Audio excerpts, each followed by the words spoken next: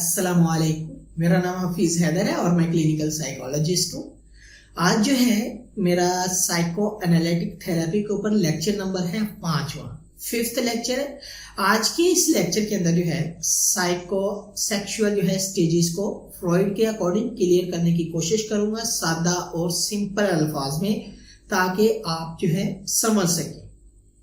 Freud ने जो है ये थीरीज जो है क्यों जो है दी है, क्यों पर्सनैलिटी की स्टेजेस को जो है इंट्रोड्यूस करवाया, क्योंकि इसने जो है हिस्टेरिया के पेशेंट्स के ऊपर बहुत सारा काम किया है। और जो है जब उसके पास एक डाटा कलेक्ट हो गया तो फिर उसकी बेस पे जो है इसने कहा कि कुछ तो है लाइफ के अंदर, जो इंसान की लाइफ में जो है ये जो एरर्स आ रहे हैं, एरर्स को जो है इसने फिक्सेशन का नाम दे दिया कि ये जो फिक्सेशन हुई है किसी न किसी जो है प्रॉब्लम की वजह से हुई है, उस प्रॉब्लम तक अप्रोच करना चाहिए। अब अगर जो है इंसान के सामने जो है सारी किताब खोल के रख दे और उसे कह दे कि आपने आज सारी किताब पढ़नी है, तो वो जो है पढ़ना मुश्किल हो जाएगा। इसीलिए जो है इंसान की किताब को पढ़ने के लिए जो है चैप्टर वाइज जो है उसने पढ़ने की कोशिश की। कोई भी स्टूडेंट है जब भी जो है वो एक नई क्लास में जाता है तो उसके सामने डिफरेंट बुक्स होती हैं। शुरू में वो एक्साइटेड भी होता है, मोटिवेटेड होता है, और जो है जब उनको पढ़ने की कोशिश करता है तो बाज़ दफा जो है डिप्रेस भी हो जाता है कि काश ये इतनी मोटी मोटी किताबें मैंने पढ़नी है। जब जो है फिर 1 by 1 उसे चैप्टर वाइज जो है पढ़ाया जाता है तो वो जो है उसके लिए आसान हो जाता है। वो जो डिप्रेसिव फीलिंग्स होती हैं या जो है रेस्टलेसनेस फीलिंग होती है खत्म हो जाती है कि भाई अब तो मैंने चैप्टर वाइज पढ़ना है। तो फ्रॉइड ने भी जो है मेडिसिन का एक सहारा जो था उसको छोड़कर, उसको पीछे रखकर थोड़ा सा जो है इंसानों की जिंदगी को चैप्टर वाइज पढ़ने की कोशिश की। तो इसने जो है डिफरेंट चैप्टर्स जो है ऑर्गेनाइज किए। तो उन डिफरेंट चैप्टर्स को जो है कहते हैं साइकोसेक्सुअल स्टेजेस। 5 जो हैं साइकोसेक्सुअल स्टेजेस हैं। पहली साइकोसेक्सुअल स्टेज है ओरल है। ओरल जो है बर्थ से ऑनवर्ड है, यानी कि ये जो है 18 माह तक होती है, 1 साल 6 माह तक होती है। इसका जो बेसिक जो प्लेयर है वो है माउथ, मुंह है। जब भी बच्चे की कोई भी नीड हो उसने जो है मुंह के जरिए जो है फुलफिल करनी है। लिप्स को जो है रिफ्लेक्सेस के जरिए जो है ऑटोमेटिकली उस नीड को फुलफिल करना है। फ्रॉइड का कहना है कि अगर ये जो है स्टेज फुलफिल ना हो तो बहुत सारे मसाइल आ सकते हैं। अक्सर हमने देखा है बच्चों की जो है जब पैदा होता है तो उसकी केयर 2 अंदाज से की जाती है। या तो जो है बहुत अच्छे अंदाज से की जाती है या जो है एक मैनर हैवी अंदाज से की जाती है। बाज़ दफ़ा ऐसे भी जो है हमने फैमिली देखी है कि बस इग्नोर करते हैं। ये तब होता है जब जो है अक्सर हमारे कल्चर के अंदर देखने में आता है कि जब जो है किसी को जो है 2 बेटियां या 3 बेटियां पैदा हो जाती हैं तो दोबारा चौथी बेटी पैदा हो जाती है। तो जो चौथी बेटी होती है तो उसकी जो है बर्थ से लेकर ऑनवर्ड जो ओरल स्टेज होती है उसे इग्नोर किया जाता है। खैर वो एक कल्चरल इशू है, मैं इसके ऊपर बात नहीं करूंगा। अक्सर होता है तो ऐसा होता है, या तो जो है बहुत ज्यादा केयर की जाती है, बच्चा रो रहा है तो उसे जो है बार बार दूध दिया जा रहा है। थोड़ा सा बीमार हो गया तो डॉक्टरों की लाइनें लग गई हैं। पैम्पर चेंज किया जाता है हर आधे घंटे के बाद। जो है एक्सेसिव केयर भी जो है उसके लिए प्रॉब्लम बनती है। या जो है बिल्कुल ही केयर, बच्चा रो रहा है उसे दूध की जरूरत है, दूध ना दिया जाए। पैम्पर की चेंज करने की जरूरत है, पैम्पर ना चेंज किया जाए। उसे जो है डॉक्टर की जरूरत है, फीवर है, उसे डॉक्टर के पास ही ना लेकर जाया जाए, तब भी मसला होता है। तो तब जो है फिक्सेशन होती है। अक्सर फ्रॉइड कहता है ऐसे बच्चे जिनकी जरूरत पूरी नहीं होती, या जो है अगर कोई फिक्सेशन हो जाए दोनों में से किसी में, तो बच्चा बड़ा होकर जो है स्मोकर बन जाएगा, बच्चा नेल बाइटिंग करेगा, बच्चा जो है ड्रग एडिक्शन की तरफ भी जा सकता है। हमारे पास अक्सर पेशेंट आते हैं तो फ्रॉइड की जब इस स्टेज के ऊपर जो है हम फोकस करते हैं तो अक्सर यही देखने में आता है कि ये जो है फिक्सेशन उसकी जो है फर्स्ट ओरल स्टेज में हुई थी, जो अभी तक स्टेज जो है कंटिन्यू है।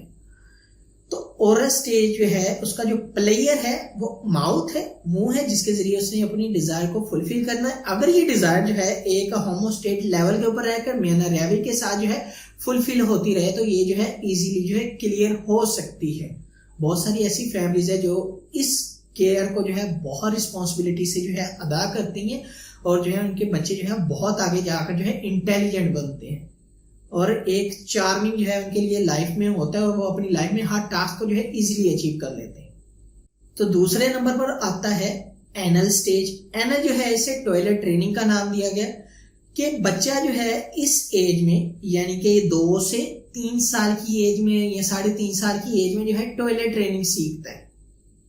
तो इस स्टेज के अंदर जो है बच्चा क्या करता है, कंट्रोल सीखता है बाउल और ब्लैडर के ऊपर। अब इसमें भी ऐसे ही होता है, अगर ज्यादा केयर की जाए तो तब भी प्रॉब्लम है कि बच्चे को बार बार वॉशरूम लेकर जाया जा रहा है, बच्चा थोड़ा सा गंदा हो गया है लेकर जाया जा रहा है। तो इसमें जो है एक मैनर भी अख्तियार करना पड़ती है। अक्सर हमने फैमिलीज को देखा है जो अक्सर कहते हैं कि हमारा बच्चा जो है बेड वेट करता है। इस एज के अंदर भाई बच्चा बेड वेट करता ही है, लेकिन बेड वेट की जो है ट्रेनिंग फैमिली की जिम्मेदारी होती है। लेकिन फैमिली आजकल क्या करती है, अपनी जिम्मेदारियों से भागती है। होता यह है कि बच्चे को जो है बेड वेट की जो है ट्रेनिंग देने से, टॉयलेट ट्रेनिंग देने की बजाय जो है वो क्या करते हैं, पैम्पर चढ़ाते रहते हैं। पैम्पर चढ़ाते चढ़ाते बच्चे को पैम्पर बना लेते हैं कि बच्चे को पता ही नहीं है कि मुझे जो है जब अपनी डिजायर को फुलफिल करना है, मैंने ब्लैडर को कंट्रोल कैसे करना है, मैंने बाउल को कैसे कंट्रोल करना है। जब सिखाएंगे नहीं जाना तो बच्चे ने कैसे सीखना है।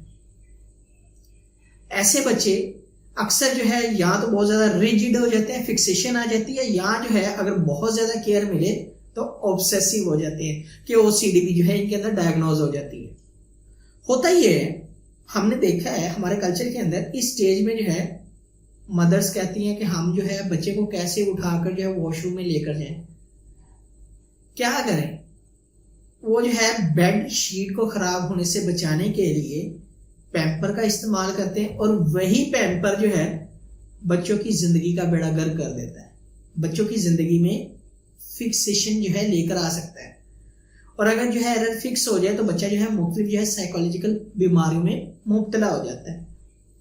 तो इसीलिए बच्चे के पैम्पर को थोड़ा सा जो है उसकी लाइफ से दूर करना चाहिए, ताकि जो है बच्चा जो है सेल्फ कंट्रोल हो जाए, उसको पता चल जाए कि मैंने जो है कैसे अपने ब्लैडर पे यूरिन करते हुए कंट्रोल करना है, कैसे मैंने अपने बाउल पे कंट्रोल करना है, ताकि मैं जो हूँ अपने आप को साफ रख सकूं, ताकि मैं अपने एनवायरनमेंट को जो है साफ रख सकूं, ताकि मैं जो हूँ अपने अंदर जो है गिल्ट फीलिंग ना डेवलप कर पाऊं, शेम जैसी फीलिंग्स को जो है अपने अंदर जो है डेवलप ना कर पाऊं। बाज़ दफा ऐसा होता है कि माइंड जो है मजाक उड़ाना शुरू कर देती है, ये तो इतना बड़ा हो गया, शेम है शेम है शेम है। तो ये भी चीज जो है बच्चों के लिए बिल्कुल भी अच्छी नहीं है। इसलिए हर चीज को जो है चेक एंड बैलेंस करना जो है बहुत ज्यादा जरूरी है। पहली स्टेज में, दूसरी स्टेज में और तीसरी स्टेज में जिम्मेदारी है तो पेरेंट्स की है। सबसे ज्यादा जिम्मेदारी पेरेंट्स की। अगर पेरेंट्स जो है अपनी जिम्मेदारियों को पूरा कर लें तो उनके बच्चे में फिक्सेशन पैदा नहीं होगी। बच्चा इजीली ग्रो करेगा, हर टास्क अचीव करेगा, जो वो चाहते हैं वो बन सकेगा। तीसरे नंबर पे बात करूंगा फेलिक स्टेज की। ये जो है 3 to 7 years इसका जो है ड्यूरेशन होता है। अब इसमें जो है बच्चा जो है अपने अंदर होने वाली कुछ चेंजेस को जो है मद्देनजर रखता है, अपने सेक्सुअल पार्ट्स को जो है वो आइडेंटिफाई करना शुरू कर देता है, और जो है उसके ऊपर जो है बहुत ज्यादा फोकस देना शुरू कर देता है।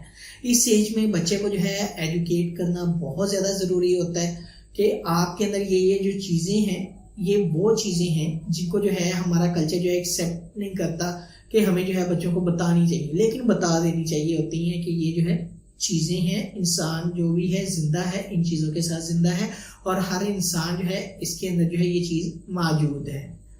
तो वो जो है अगर एजुकेट किया जाए बच्चे को, तो बच्चा जो है बड़ी जल्दी जो है चीजों को आगे जो है इस स्टेज में से गुजर जाता है, और इसमें जो है फिक्सेशन नहीं होती। अगर जो है बच्चे के अंदर कॉन्फ्लिक्ट पैदा हो जाए, फिक्सेशन आ जाए, तो बच्चा क्या करता है कि अपनी जो है इस स्टेज में होने वाली चेंजेस को जो है वो जो है बहुत ज्यादा जो है वो आइडेंटिफाई कर रहा होता है। होता ये है कि इसमें जो है बच्चे को अगर मेल है तो उसको जो है अपनी मदर की तरफ अट्रैक्शन होना शुरू हो जाती है, अगर फीमेल है तो उसे जो है अपनी फादर की तरफ अट्रैक्शन होना शुरू हो जाती है। फ्रॉइड के ऊपर जो है बहुत ज्यादा इन्हीं दो कॉन्सेप्ट को लेकर तनकीद की गई, लेकिन फ्रॉइड ने फिर भी जो है कहा कि कहीं ना कहीं जाकर जो है ओडिपस कॉम्प्लेक्स और Electra complex, Oedipus male to female, यानी कि अगर जो है बेटा है तो उसे जो है अपनी मदर की तरफ अट्रैक्शन होगी, और अगर जो है बेटी है तो उसे जो है अपने फादर की तरफ अट्रैक्शन होगी, और वो भी जो है सेक्सुअल पर्पस के लिए अट्रैक्शन। इसलिए हमारे मजहब में, हमारे कल्चर में ये सिखाया जाता है जैसे ही बच्चा जो है 3 से 4 साल का हो जाए तो बच्चे को जो है एजुकेट करना सिखाया जाए और इसे जो है सेपरेट करना शुरू कर दिया जाए खुद से, ताकि चीजें जो है प्रॉपरली अपने टाइम पर जो है हो सके, कोई भी ऐसा एरर डेवलप ना हो सके जिसकी वजह से उसकी जो है इस एज में एरर आ जाए और जो है वही एरर जो है उसकी आने वाली जिंदगी में जो है मसाइल पैदा करे। तो बच्चों को एजुकेट करवाना शुरू कर दिया जाता है। इसमें जो है बच्चे के अंदर जो है जेलसी आ जाती है सेम जेंडर की तरफ, स्पेशली जो है अपने रिलेटिव्स या कीन रिलेशन की तरफ, जिसमें फॉर एग्जांपल अगर माँ की तरफ अट्रैक्ट है बेटा तो उसे जो है फादर की तरफ जेलसी आ जाएगी कि ये जो है मेरी माँ के साथ क्यों ज्यादा प्यार करता है, और अगर बेटी है तो उसे जो है अपनी माँ के साथ जो है जेलसी फीलिंग जो है आ जाएगी कि ये जो है मेरे बाप के साथ जो है ज्यादा प्यार क्यों करते हैं। तो ये स्टेज में जो है 2 कॉन्फ्लिक्ट है, ओडिपस और अल्ट्रा कॉन्फ्लिक्ट, और इसके साथ साथ जो है कैस्टेरियन जेलसी है या एंजाइटी है, जिसे जो है अक्सर जो है फीमेल्स के अंदर डायग्नोज किया जाता है। तो अब बात करता हूँ चौथी स्टेज की। चौथी स्टेज जो है 7 साल से पबर्टी एज तक होती है। इसमें जो है बच्चा स्कूल गोइंग हो जाता है, सोशल चीजों को एक्सेप्ट करना शुरू कर देता है, स्कूल जाना शुरू कर देता है, दोस्त बनाना शुरू कर देता है और नई नई चीजें जो है अपनी लाइफ में एक्सपीरियंस करना शुरू कर देता है, और जो है बहुत सारी ऐसी चीजें जो है सीखने की कोशिश करता है जो उसे घर में नहीं सीखने को मिलती। इस एज के अंदर जो है बच्चा बाज दफा ऐसा होता है कि नार्सिस्टिक जो है पर्सनैलिटी डिसऑर्डर के अंदर भी डायग्नोज किया जाता है, नार्सिस्ट बन जाता है, क्योंकि अगर जो है इसकी कोई डिजायर फुलफिल ना हो। इसमें होता यह है कि अक्सर हमने सुना है कि बच्चा जो है स्कूल गया, स्कूल से कुछ चीजें सीख कर आया और उन सीखी हुई चीजों को घर में इंप्लीमेंट करने की कोशिश की तो माँ ने रोक दी कि बेटा ये सही नहीं। बेटा जो है एक कॉन्फ्लिक्टेड पर्सनैलिटी के अंदर जा रहा होता है, जिसे जो है उसे अपने अंदर होने वाली चेंजेस को भी जो है पता चल रहा होता है, क्योंकि स्टार्ट हो रही होती है इस एज के अंदर, और इसमें जो है अपने नए दोस्तों की तरफ भी अट्रैक्ट हो रहा होता है, नई नई चीजें सीखने की तरफ भी जा रहा होता है कि multiple task at a time बच्चे के ऊपर आ जाते हैं, और उन टास्क में से जब वो निकलने की कोशिश करता है तो कई तरह की जो है फिक्सेशन होने की होती है, जिसकी वजह से बच्चा जो है बहुत ज्यादा रिजिड हो जाएगा, पोसेसिव हो जाएगा, और इसके बाद जो है अग्रेसिव होने के चांसेस होते हैं। और इसके साथ साथ जो है नार्सिस्टिक पर्सनैलिटी डिसऑर्डर भी जो है अक्सर जो है बच्चों के इस फिक्सेशन की वजह से जो है डायग्नोज किया जाता है। अब मैं बात करूंगा स्टेज नंबर 5, जेनिटल स्टेज। ये जो है पबर्टी टू ऑनवर्ड होती है। इसमें जो है बच्चा जो है वो थोड़ा सा बड़ा हो जाता है, कॉलेज लाइफ में आ जाता है, नई नई चीजों के साथ जो है एक्सपेरिमेंट करना शुरू हो जाता है। यानी कि अगर मैं सिंपल अल्फाज में कहूँ 9 और 10 का बच्चा जो है या इंटर का बच्चा जो है जब इस एज लेवल में होते हैं तो क्या होता है, अपोजिट सेक्स की तरफ अट्रैक्शन होना शुरू हो जाती है, बहुत सारी डिजायर्स होती हैं, विशेस होती हैं, लिबिडो फुल पीक पे होती है, और उस लिबिडो की पीक को जो है फुलफिल करने के लिए, डिजायर को फुलफिल करने के लिए जो है राइट एंड रॉन्ग स्टेप्स भी लिए जाता है। बहुत सारी चीजें उन्हें सोसाइटी से सीखने को मिलती है, घर से सीखने को मिलती है, सोशल मीडिया से सीखने को मिलती है, बहुत कुछ होता है। और वो जो है अगर उस स्टेज में कॉन्फ्लिक्ट पैदा हो जाए तो ऐसा होता है कि बच्चा जो है उसके अंदर जो है या तो डिप्रेशन जो है आ जाता है या गिल्ट फीलिंग आ जाती है कि काश हमने जो है ये सारी चीजें जो है पहले सीख ली होती, काश हम पहले जैसे भी हो जाते। बाज दफा जो है गिल्ट फीलिंग जो है बहुत ज्यादा पीक लेवल पर होती है। तो इसमें जो है अब ये 5 जो स्टेजेस हैं साइकोसेक्सुअल की, फ्रॉइड ने जो है ये हिस्टेरिया के पेशेंट्स के ऊपर, डिप्रेशन के पेशेंट्स के ऊपर, यहाँ जो है साइकोलॉजिकल प्रॉब्लम के साथ जो पेशेंट आते थे उनकी लाइफस्टाइल के जब इंटरव्यूज किए, डिटेल से इंटरव्यू कंडक्ट किए, उनके लाइफस्टाइल को जानने की कोशिश की है, तो फिर जो है उसने कहा नहीं कुछ तो बात है, अब तो मुझे चैप्टर के हिसाब से पढ़ना पड़ेगा इंसान की जिंदगी को। और उन्हीं चैप्टर्स को जो है ये 5 जो स्टेजेस हैं कवर करती हैं, और यही 5 स्टेजेस जो हैं फ्रॉइड के बहुत ज्यादा अहमियत की हामिल है। और ये जो है स्टेजेस वो स्टेजेस हैं जिसके बारे में जो है हर शख्स उसने किसी न किसी जो है कोर्स वर्क में किसी न किसी जो है शख्स से जो है अगर वो पढ़ा लिखा सुनी होगी। फ्रॉइड का जैसे भी कॉन्सेप्ट होता है तो हर बंदा जो है वो यही कहता है, क्या आपको जो है फ्रॉइड की स्टेजेस का पता है, आपको फ्रॉइड की लिबिडो का पता है, आपको जो है फ्रॉइड के अल्ट्रा और ओडिपस कॉम्प्लेक्स के बारे में पता है। फ्रॉइड का जो साइकोएनालिसिस है क्या है, जो उसका साइकोएनालिसिस है ना, बेसिकली जो है तो इन स्टेजेस के ऊपर जो है स्ट्रक्चर ऑफ पर्सनैलिटी जो इसने इंट्रोड्यूस करवाए थे, उन्हीं को जो है आगे बेस बनाकर जो इसने डिफरेंट जो है कॉन्सेप्ट को हाईलाइट किया साइको एनालिसिस का, कि हमने जो है कॉन्फ्लिक्ट्स को कैसे जो है प्रोब करना है, और जो स्ट्रक्चर है उसने हमें कैसे सपोर्ट करने के इड, ईगो और सुपर ईगो ने, और साथ में जो है लेवल ऑफ पर्सनैलिटी ने। लेवल ऑफ पर्सनैलिटी मैंने क्लियर कर दी है, लेवल ऑफ कॉन्शियसनेस जो है मैंने क्लियर कर दी है। लेवल ऑफ पर्सनैलिटी और लेवल ऑफ कॉन्शियसनेस सेम एक ही चीज है।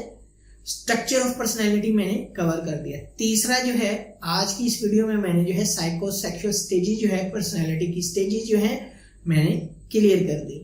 तो आई होप सो कि आपको जो है समझ आ गई है कि साइकोसेक्सुअल स्टेजेस के oral, anal, phallic, latency and genital. Oral में माउथ, एनल में toilet training, phallic stage Oedipus और अल्ट्रा कॉम्प्लेक्स, या जो है अपने जो है सेक्सुअल ऑर्गन्स की तरफ अटेंशन, और लेटेंसी के अंदर social gathering, social circumstances, newly environment changes और बहुत सारी चीजें। और जेनिटल के अंदर अपोजिट सेक्स की तरफ अट्रैक्शन होती है। ओवरऑल देखा जाता है, न्यू एक्सपीरियंस का जो है इम्प्लीमेंटेशन की जाती है, और इंसान समझता है अब मैं जो है इंडिपेंडेंट हूँ, और यही इंडिपेंडेंसी जो है उनके अंदर जो है गिल्ट फीलिंग कर देती है, क्योंकि बहुत सारी जो है जब इंसान जो है इंडिपेंडेंट बनने की कोशिश करता है तो केयरलेस मिस्टेक्स होते हैं, और वही केयरलेस मिस्टेक जो है इंसान को जो है होपलेस की तरफ लेकर जाती है, गिल्ट फीलिंग की तरफ लेकर जाती है। तो अगर ये वीडियो अच्छी लगी है तो लाइक कर सकते हैं, शेयर कर सकते हैं, इस चैनल को जो है आप सब्सक्राइब कर सकते हैं। कोई भी किसी भी किस्म का क्वेश्चन हो मुझे डायरेक्टली कमेंट बॉक्स में कमेंट कर सकते हैं, या मुझे व्हाट्सएप के ऊपर व्हाट्सएप कर सकते हैं। तो इंशाल्लाह मिलते हैं अपने लेक्चर नंबर 6 में, और अपना बहुत सारा ख्याल रखना। ओके, अल्लाह हाफिज, अल्लाह निगहबान।